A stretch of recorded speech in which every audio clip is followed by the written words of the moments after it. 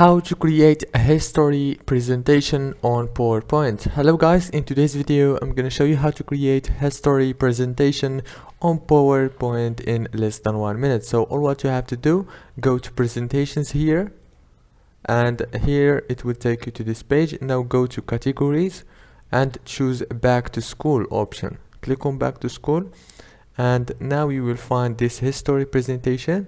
Click on it. If you didn't find it, just search for it here in the search bar.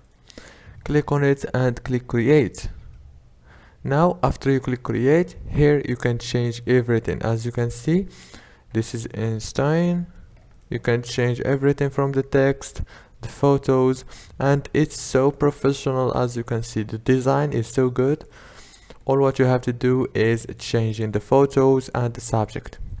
Don't forget to like and subscribe, and thank you so much for watching this video until the end. See you later.